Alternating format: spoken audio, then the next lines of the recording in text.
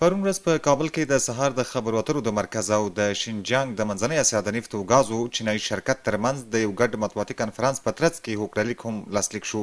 د سهار د خبرو اترو مرکز مسؤل فضل الرحمن ریا د خپلې وینا پر مهال وویل چې دوی د تفاهم لیک په لاسلیکولو سره هغه حقوقي حق ترلاسه کړ چې له مخې باید افغانستان د اسلامي امارت او د کاپیک شرکت ترمنځ د رغند خبرو اترو د میز کوربتوب وکړي. موږ به کوښښ وکړو چې د کاپیک شرکت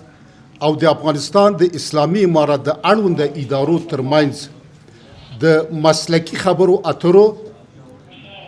شفافو ناستو، حقوقي ارزونو، اقتصادي او تخنیکي تحلیلونو پر بنسټ منځګړیتوب وکړو ترڅو هغه اختلافات، ستونزې، اشتباهات او نارساییګانې چې پخوا موجودې وې او اوس هم موجودې دي د خبرو اترو له لارې حل شي او د همکارۍ د یوې نوې فضا لپاره لاره هواره شي